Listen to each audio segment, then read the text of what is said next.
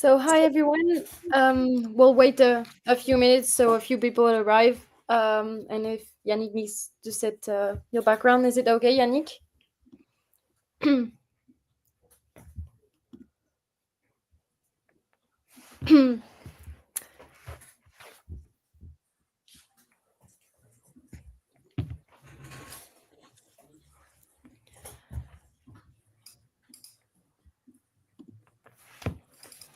Is it all okay on your side, Yannick?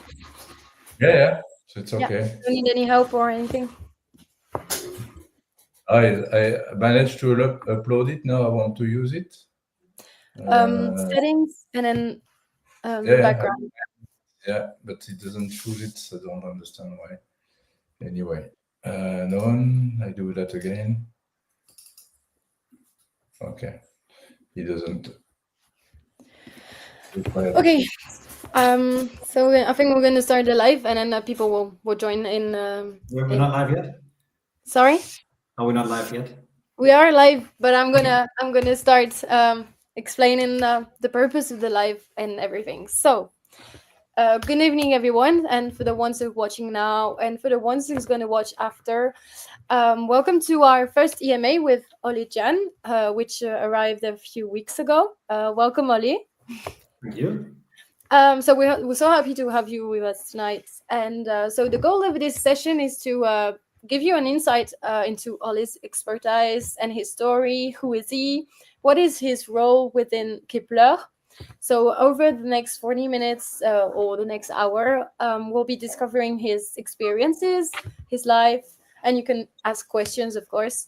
So and we're so lucky to have Yannick, like always, our duo. Every time we do EMAs, so Yannick is here with us today, and he will be acting like as a commentator and talk about Kepler's news as well. So thanks, Yannick, for being here today. Good afternoon. Happy to be here. For me, it's evening, but yeah, afternoon. So we encourage everyone to ask questions and engage with the session. It's because it's all about interaction and sharing knowledge with you. So feel free. And there are also some questions that have been asked on X, formerly Twitter, that are going to be given today as well. I picked. There was a lot of questions, so I picked some of them. So before we dive into the discussion with Ole, I think our CEO, can you tell us a bit more about Kepler these moments? Because it's been a long time we haven't done EMAs. So maybe you can tell us about what's Kepler today, what's the news? Yeah, definitely. So a lot happened since the last AMA that we had. I think it was more than was 2 months ago or 1 month and a half ago. So when we had the opportunity to join these AMAs, so a lot happened, because in the meantime we had the pleasure and the honor to be accepted in the cluster of productivity that we call Aerospace Valley. This is a group of companies working in the aerospace world, in aeronautics, in space technology, but also in drone technology. And we are 850 members, part of this cluster of competitiveness, and we are the only one taking care of blockchain. So this is quite an honor, and we are a curiosity towards the rest of the community. But this is a good link between the blockchain world and the aeronautical world or aerospace world generally. So we've been introduced to these people, and we started to create links between the participants, and it comes at the right moment, because there are some big push from the European Union to increase safety thanks to blockchain. So actually we are here to help this purpose to be achieved. As a matter of fact, we had several very interesting discussions with big names of this group, such as Safran, for instance. And I think we understood each other at first sight, because they said, "Oh, so this is exactly what we are looking for." So it doesn't mean that Safran will be customer tomorrow, but at least it put a seed in their brain that we are providing a solution to a headache that they have today. So this is something which is quite interesting. The other thing that it helps us to do is to be let's say open to some opportunities. Example, to fund undertaking like ours, to have access to European funds and national funds. Basically, we have the opportunity to present our project to startup incubators, to several clusters that are also helping at the European level new innovative enterprises like ours. So this is something that we have started to explore, and it will help us. It will give us, if you want, a network at the same time to be able to reach this type of companies and these fundings possibilities. So this is the big one of the big news. So the interconnecting network that the Aerospace Valley is offering us. At the same time, we progressed a lot on the development of the core platform, which is we are patenting a name, but so therefore I would stay discreet about the name. But we are now close to have it ready for the MVP to enter in operations. So this is the thing is that we are testing it, and it works fine. It can cover the 2 use cases that we have contracted so far. So the one with the diplomas with MB Aviation, and the other one with Dragonfly Pad from the same core that we have developed, and a lot of progressors in that aspect. So soon we will be able to make demos in the AMAs. The last thing, which is quite interesting as well, this is the ramp up of PNFTs that we anticipate, which is quite nice. We are going to start a production of PNFTs from September 2025, so we are not very far from there. This is we are talking about 500 PNFTs per month, and we're going to ramp up to several 10,000 PNFTs at the end of 2026. Again, I stay vague because I have to keep some, let's say, some discretion around some numbers for understandable reasons, because we need to continue negotiating and make sure that all that is streamlined in terms of commercials and even the patenting of this. So this is quite. We have some good progresses, and I'm very happy. So the team has been very productive about that. So I'm going to shut my mouth for the time being and let Ole express himself. But basically, the past 1 month and a half has been very productive. I'm very happy.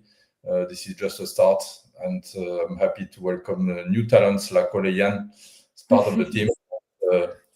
To you, Ole, to explain where you come from, what you had in terms of value to our adventure in Kepler Digitals. Yeah, so thanks, Yannick, for the news. And then if the community has other questions, I'll pick them up and then we'll answer them later on. But yeah, so the purpose of the live, Ole. So I think I will start with letting you introduce yourself. How would you introduce yourself at the moment? And then I'll ask the questions in a second. So if you can introduce yourself to the community. Sure. I'm German. I'm based in Munich. I'm an engineer by education. I've worked in large corporations in the automotive industry, in the energy or wind industry, and then the last 10, 12 years at Amazon. And now joining Kepler is really a new adventure for me, because it's going from big corporations to a startup, and I'm super excited to be here. Well, so I've been looking a lot about your past. We've been talking a little bit, but you are also new for the team. So what we're going to do is like maybe come back into your childhood. when you was like little? What did you wanted to do? How did you start? What was like, what did you see yourself look like today? Sure. So when I was a little boy, I wanted to become a pilot. Even before that, an astronaut, actually. Wow. But then a few years later, I think my passion for technology prevailed. And well before I finished school, I knew I wanted to become an engineer. Okay. I wasn't really clear what kind of engineer and how and where, but that kind of fell into place later on. So I'm a person who prefers to learn by doing things, and I had a great opportunity. I joined a company, Daimler Chrysler, back then, right after school, and I did what we call dual studies in Germany. I think that's kind of special and might not be known in many other countries. It's like when you work and you study at the same time? Almost. So it was always 3 months working, 3 months studying. And, so it was a bit compressed. The studying was more dense than it usually is. Yeah. But it was great because it gave me real life working experience at a very early stage of my studies. And what was your job at this moment? So it was more like internships. So initially, I was doing really mechanical things, working in the workshop and learning what is done on the shop floor. And then later on, once I also had a bit more theoretical knowledge from the studies, it was more like really a certain project that I pursued for 3 months' time, little research project. So, for example, one case that I remember is researching the solidity or the reliability of the soldering process and the car manufacturing. So there are different types, and depending on how much electricity you use, it can be too much or too little. I was doing experiments and writing them down and then finding the perfect criteria for that particular application.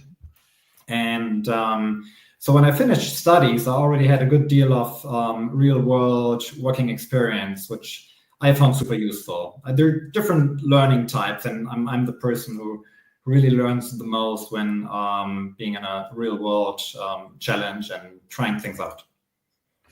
Okay, so you started like working as an intern and then study, and like in France we call this like alternance, but it's not the same rhythm. But yeah, I understand. And then what was like, because I've seen on your LinkedIn that you worked in Amazon and you worked in like the automotive sector as well. You've done a lot of big sectors. What did drive you to these sectors? Did you just like follow I don't know, I mean, where you wanted to go, or was there like something specific that you were looking for? So one background I didn't mention, one detail, it's mechanical engineering. Yeah. That I studied. Sorry, yeah. I think that's also important to note. And so while working for the automotive industry, I've been in different places, and I've also spent 3 years in the US. So I worked for Chrysler back then. You have an accent. It might sound a little American. Yeah. Because of that. Yes. So back then, Daimler and Chrysler were one company. I had the opportunity to work as an expatriate within the Chrysler organization for 3 years. And that was super interesting for me. On the one hand, I obviously learned everything related to that specific job, but then also it gave me an international experience. And I very much like the American way of working, which is very practical, very solution-oriented. And as a young person, I received a lot of recognition for just getting things done. That was great. And can you give an example of this? Like, because I've never been to America and I don't know how they think, how they work over there. Can you give us an example of what you're talking about? So one example that comes to mind pretty quickly, we had a big customer.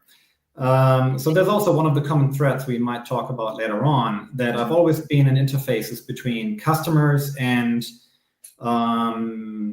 teams within the company, like development or business teams. And so one of our biggest customers was UPS. So we sold vehicles to them, vans that they used for delivering parcels. And we had a bit of an argument between them and us because some of the vehicles were in bad condition. And so there was one particular vehicle where they asked for,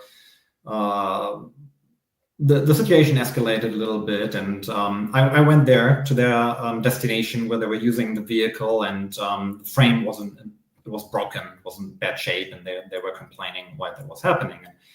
So I was there, inspected it, and found that all from underneath the vehicle there were impacts from stones, because they were driving them on gravel roads. So these stones were kind of thrown up by the front wheels and then hitting all parts of the vehicle in the rear end. And the whole suspension system was basically stiff because it was no longer suspending. It was so torn that it was introducing a lot of vibration into the vehicle, and that led to the frame breaking. Yeah. I asked the technicians to dismantle one of these suspensions. I took it home to Detroit, where our main headquarters were back then.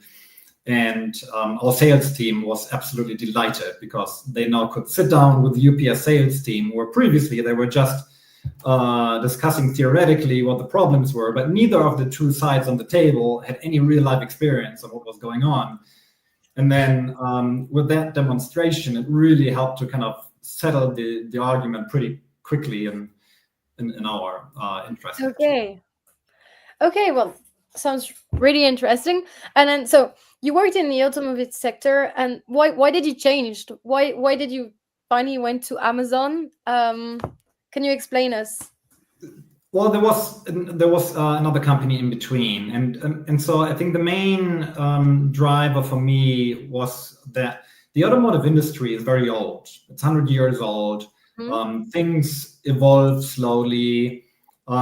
Change doesn't happen very quickly, and I wanted to work in an environment which, on the one hand, was more international, and then on the other hand, where change is happening at a faster pace. And so I joined Vestas, a Danish wind turbine manufacturer, which was a very interesting experience, because the whole industry was super young. The company was growing at something like 20-30% per year. Very international environment, which was very interesting for me. I very much liked the environment because there was more freedom to shape things. You're sort of creative. In a lot of everything, and I had to kind of operate within more guidelines, and I had more freedom in my new environment.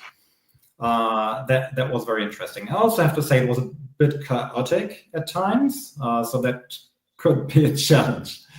The industry is also very dependent on politics, the energy industry overall. And there was a time when, because of political environment and subsidies being terminated, the growth stagnated, and there were big changes in my organization. And at that time, I had the opportunity to join Amazon, which seemed super compelling, and that was, I think, 2012. So then I joined Amazon, which again was yet another experience. Less of an industrial environment, more of a retail and tech environment.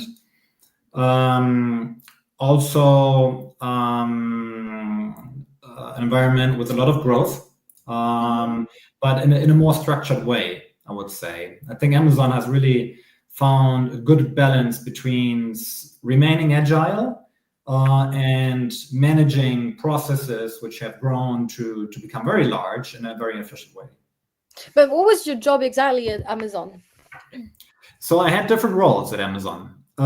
So my initial role, I was a senior product manager, and I built up a repair network for products that customers had bought on Amazon.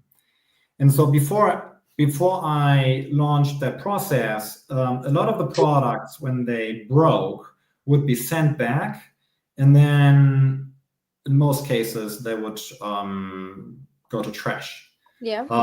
And so we saw an opportunity to get those products repaired and get them back to the very same customer.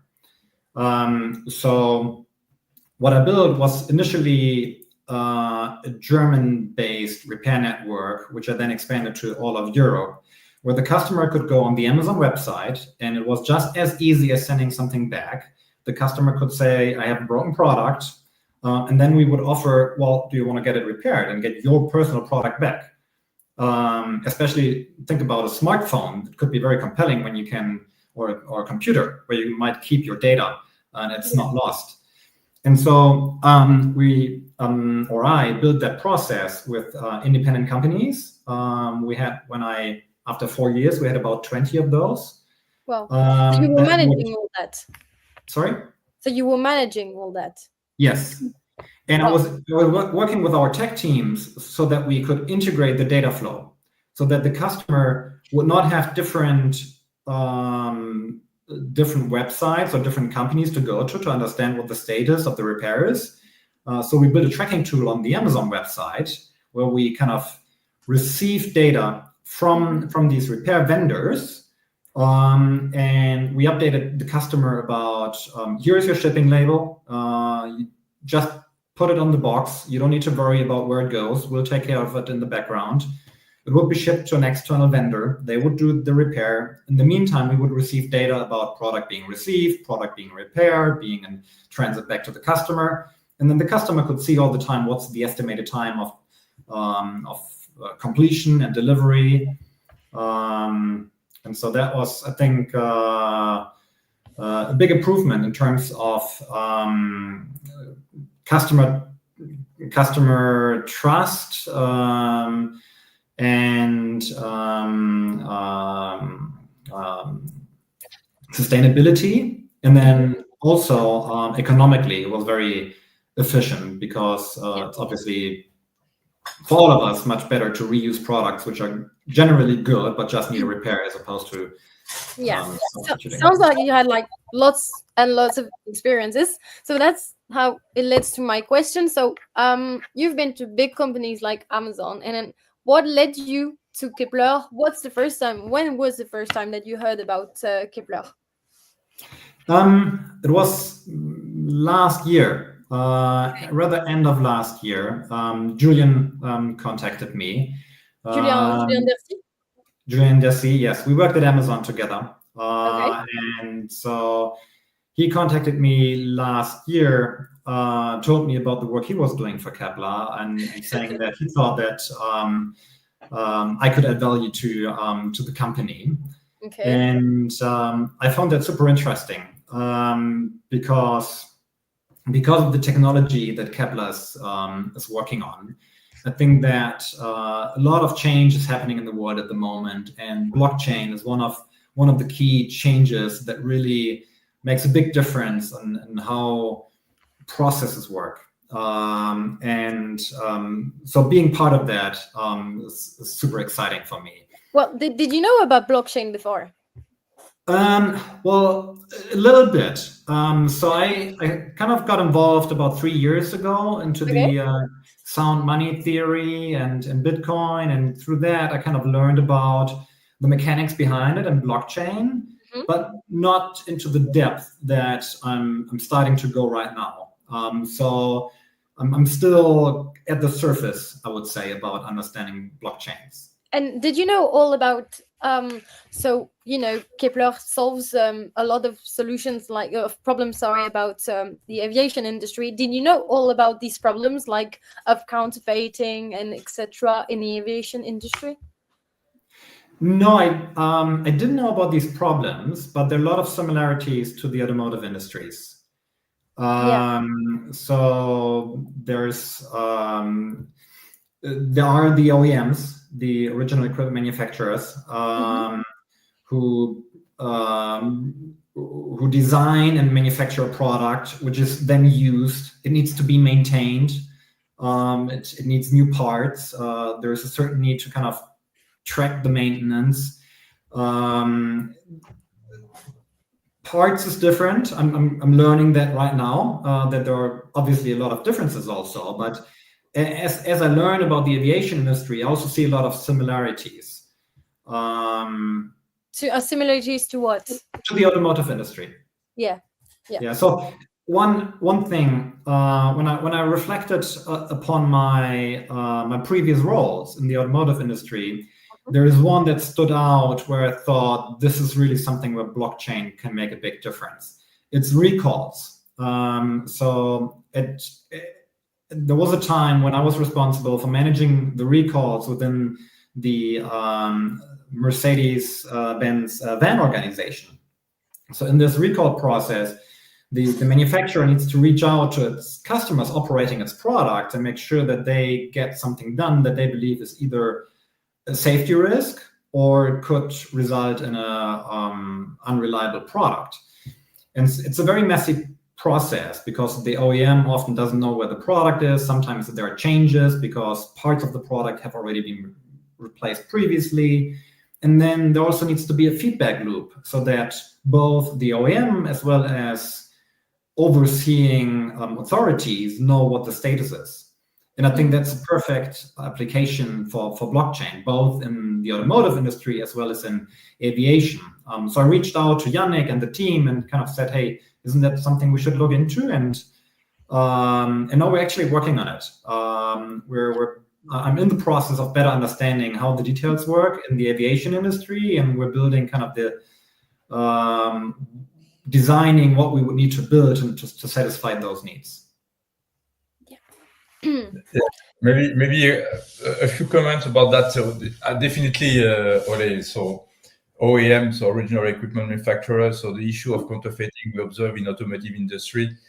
Actually, we observed that even before aviation observed them. So definitely, we are here to solve that. So this is one of the big use case of Kepler, and one of the big use case of Aerospace Valley overall. There is something which is quite interesting, is that Kepler it goes with this as one of the prime use cases, but we have so much opportunity to help also in other aspects. And example, the counterfeiting of diplomas, the counterfeiting of processes that can appear, counterfeiting or loyalty that we observe as well. So basically, we are one step ahead compared to the industry, what they try to solve with blockchain. And we see some adventure in blockchains already in some, let's say, corner cases of OEM. But the rest is all to be conquered, because there is so much things that we can solve with our technology. So in our history, the two things, we are a startup, yeah, definitely. So maybe we can talk about that in your future comment. But at the same time, the vision that we had at the beginning of 2024 on OEM was confirmed at the end of 2024 by ESA. So this is a big, let's say, a bit confirmation that we were right mentioning what we were mentioning in our white paper. But ESA has not yet addressed the other thing that we try to solve, as I was mentioning before, the use cases. So I think the opportunities to solve things thanks to blockchain are just enormous. OEM is a big one, but it will go far beyond this type of solution. So this is just a start. So this is something that is very thrilling, because from one case you go to the next one and you see that there is the forest, the ocean it's a blue ocean of opportunities basically. The thing that compared to the other ones that are been working in aviation for long, of course, we have in our team some experienced people coming from aviation, like Julien or like myself. So therefore, we are bridging, but we are building a startup. So we have a lot of challenges due to the startup-ing. So this is something which is quite an experience. And this is where we all the enthusiasm that you show helping us and trying to find solutions on things in the big corporation, in the aviation industry or in automotive, we don't have, because these companies have been existing over the past 30 years. Here we face them. So at the same time, the ideas are here. We have solutions that are being built. And at the same time, we need to make sure that the startup blooms, continues to expand. And this is one interesting and exciting challenge that we have. Maybe your comment on the startup, Ole. Can you tell me what you discover being with Kepler? You're new to a startup, no? As well. Absolutely, and for me, that's really one of the key motivations that I want to learn about the environment that startups work in.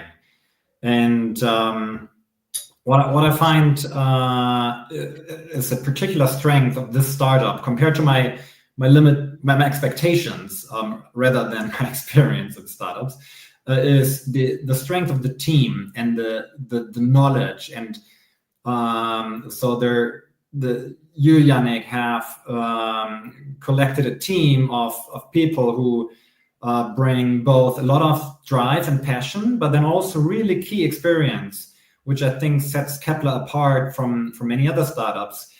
People who've worked in this industry for a long time and can help to accelerate the finding of the right solutions, making the connections to our potential customers, and so on. I have a question for you, Ole. Like we've been talking about the team, so yeah, Kepler has like quite a big team now of like lots of different expertise. And then what is your expertise that you are going to bring to Kepler? What do you think the quality that you're going to bring to the team? So I think one of the common threads throughout my career has been that I've worked very closely with customers.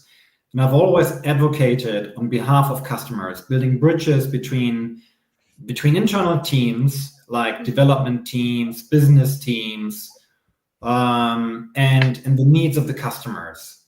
So really to think about what matters to the customer, and then making sure that we're super focused on that and solve the customer problem, as opposed to building something that we believe is great, but it's maybe not the most important thing of the customer. Yeah. So that's something from my experience that I believe can help. And then also I would describe myself as a very analytical thinker, someone who can detect patterns, distinguish and identify causality and distinguish to correlation. And so maybe we'll have situations where I can bring that perspective into our discussions and decisions and help the team thereby.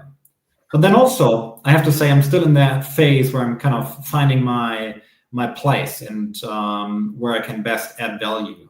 Currently working very closely with Julian and on the product team, but I think as it is in a startup environment, that's not very fixed, and I'm super open to do other things for Kepler. I think everyone brings value. Every one of the team. We are all complementary, anyhow. So, but thanks for your answer. And just in case Yannick, you have another question, I think I have a few questions from the community. So, if you haven't got any other questions, Yannick, maybe. Just a comment about if you want the classical way to develop IT in aviation industry is different from the way that we do that in Kepler. And there is something that you, Ole, and Julian brought to the equation. This is the methodology that you use in Amazon. So with the methodology of what I call press, or what you call press releases, I think this is quite new and super attractive, and it goes much faster than any other methodology that I would have brought to the equation just talking about Amadeus, where I was coming from. So this is the mix of culture that we have. basically we are thinking outside of the box. I would not have thought that this Amazon methodology would have been successful in the aviation, but it is actually, and you show that with Julian into Kepler. So this is quite interesting. Amazon way of developing software applied to blockchain in aviation. This is quite a thing. Yeah, the press release is one component used within the Amazon process, and fundamental to that is also the way that we try to describe our ideas and our intentions in a document. And once you've done that for a certain time, you realize that putting your thoughts into a structured document, first of all, helps yourself to kind of get clarity about what it is that you want, and you realize where the missing pieces are and where maybe the initial thinking wasn't complete. And then it also helps the group discussion, because otherwise you can have the business team and the development team thinking different things and not being perfectly connected. And once you put this all into writing, it kind of forces everybody to really be on the same page, and with the press release really kind of make sure that we stay connected to what's the added value to the customer. Just a question here, because I don't know what is a press release exactly. So it's like a sort of formal paper where you put. Can you just explain quickly what it is? The press release is so we write a document today, where we say, okay, in a year's time or in half a year's time, when we launch our product, this is how the press would report about it. And so we try to, the product doesn't exist yet, but we try to kind of envision how will the product look like and how will it be observed by somebody outside of our own organization? How will customers think about it? How will an external observer like the press think about it? And then that helps to align the team on the vision. And then along the way, as we build the product, we continuously look at the press release and ask ourselves, are we still working towards that goal, or are we getting sidetracked building something else because it was maybe easier to do technically, and we're trying, and we have to accommodate this need here and another need there, and at the end of the day, we were actually building something which is so far away from what we envisioned initially that it's no longer serving the customer's need. But this press release, can you update it, or is it like it's formal? It doesn't change. No. Like all documents that we write, it's really the purpose is it's a living document, and it changes continuously. And you start quickly, and you just put something down. It doesn't be perfect, and then you review and review and review, and you make it better. And then other people say, well, I don't think this is going to fly because of this, and then you have a discussion. And then if you agree, then at the end of the day, you make a new version, and then you have a better version. So this is what you and Julien have been working on then for Kepler? Yes, absolutely. It's a methodology that we use, that all of Amazon uses, and that we believe could help a lot of companies to be super effective. Okay. Well, I haven't got any more questions on my side. I have a few questions for the community. Are you okay, Yannick, or do you have another one? Yeah, definitely. Yeah. No, please go ahead. So we've got a question from Crypto2Gen, who asks if you have been involved one day in the aviation industry. So sorry. And do you think aviation is what do you think aviation is going to look in 10 years? So I'm really joining aviation now as I'm joining Kepler. I've had some touch points in the past. So when I worked at Vestas, we were building a facility to overhaul wind turbine gearboxes. And given that we were a very immature company, we were looking at more mature industries to learn from. And the aviation industry is one example that we looked at. So we took a site where engines, it was near Luton Airport in the London area, where aircraft engines were overhauled. And so we went there, inspected the whole process, and I was super impressed how strong the degree of standardization was in the aviation industry, how everything followed a very strict protocol. And we tried to apply some of the learnings that we had in our environment. And then I think the other part of the question was, how's it going to look like in 10 years? I think what the change that I expect is it will be more diversified. The aviation industry will be more diversified than it was in the past. So there will be new types of vehicles, like the electrical vertical takeoff and landing vehicles, more drones. So not just planes and maybe helicopters. I think there will be more diversification. And also, I expect, like in many other industries, there will be more players involved. There will be stronger competition, because the technological development, such as AI and a lot of other things, level the playing field, and they make it easier for new players to enter an established industry and compete. And I think with blockchain, we help, we accelerate that process, because you no longer need to make a huge investment for an IT solution. For some of your needs, you can leverage blockchain, which for certain applications can be much more cost effective for companies. Yeah, of course. And you, Yannick, on your side, what do you think aviation will be in 10 years from now? I think this is one of the big motto that I have. So I could spend 1 hour explaining my vision about that, but maybe to complete what Ole was saying, so I completely agree with what he said. This is also the volume. Basically, in 10 years, we will double the number of passengers flying. So last year we flew 6 billion passengers, and it will double in 10 years.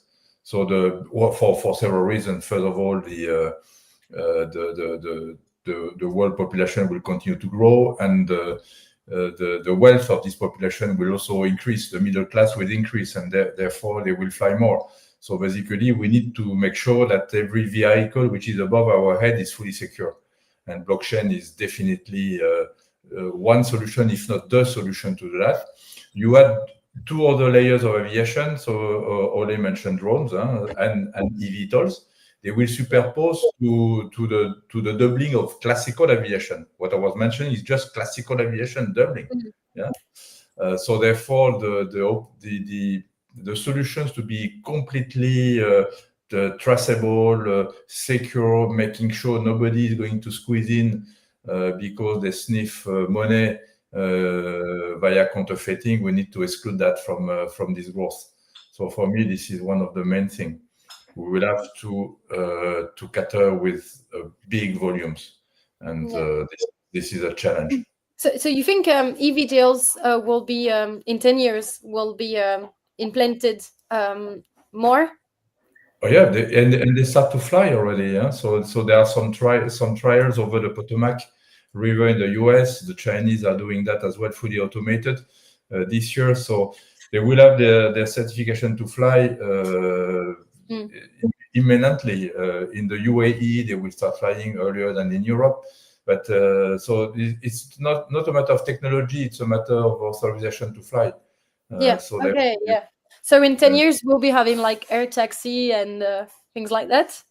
Definitely, and you can see that it's a natural evolution to big cities. Today, you see bigger and bigger cities. You've got cities with more than 35 million people living in one city. How do you think a ground taxi will be able to reach the airport to take a flight? So people will fly over our head, because we will have seen drones transporting, medical care, or transporting in Amazon parcels. So we will show that it works. We saw also drones flying for other purposes, which is of course military purpose today, but it's a working technology. Electric drones works. So therefore, transported passenger via a new drone that we call eVTOL. So the difference between a drone and eVTOL, you've got a pilot in the eVTOL, you've got no pilot in the drone, but the engines are the same. So it will work, it will fly. Yeah, definitely. Yeah. That sounds like a dream. I have a question from Cage for you, Ali. You were talking about sustainability. Sorry. So do you think blockchain can help with making aviation more sustainable or eco-friendly, and maybe in what way? I think in an indirect way, because blockchain is an enabler, an accelerator. And so I think the blockchain solution can help eco-friendly or sustainable solutions to get implemented faster.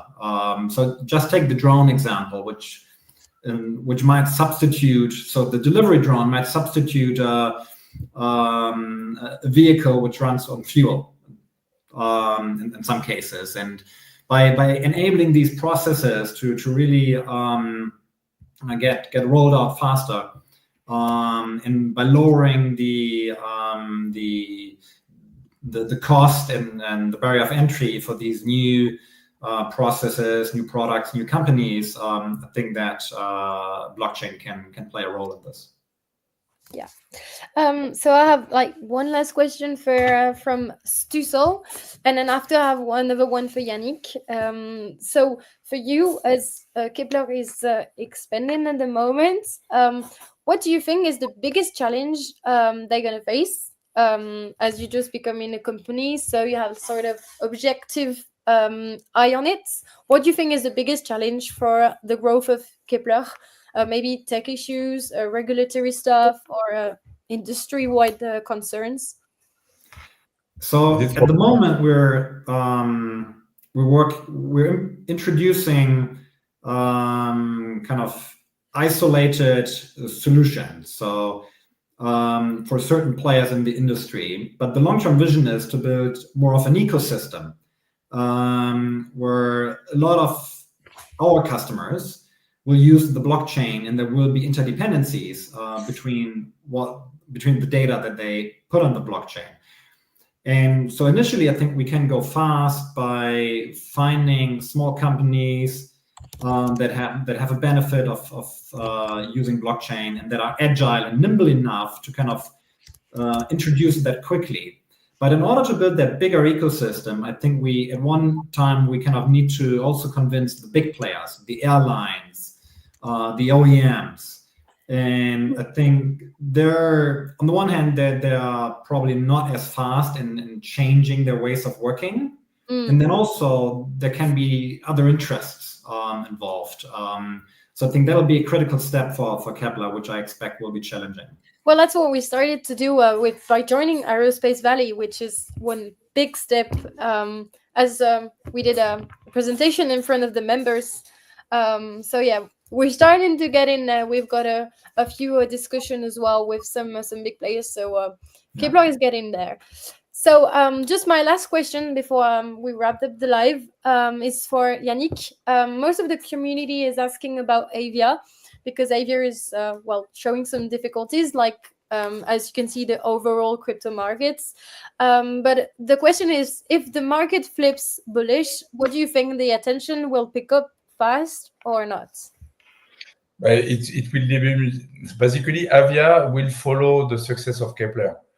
Avia is needed for Kepler. So the more that we will create PNFTs, the more fuel we will need to do to pay for the gas fee, the more Avia we will need. And as I said, for the time being, of course, Avia is prior production. So today it's following the hope that the community may have in Kepler or may not have. So once we show, and this is what we need to do, absolutely, in September, that we are creating PNFT, that the ramp up of the volume is going up. So therefore, the need for Avia will be demultiplied. So you will have to, if we have a bullish market plus the demultiplication of need of Avia, I see a bright future for Avia. So I know the early investor may be concerned. I am one of them. I'm not concerned because I'm trusting in Kepler what we are doing on the industrial side. It's not decorrelated. It's not a meme coin. It's correlated to the industrial purpose that we have. if we achieve the industrial purpose, Avia will go to the moon.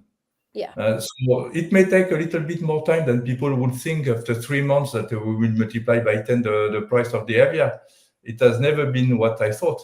It's a necessary tool in order to make the industrial purpose of Kepler.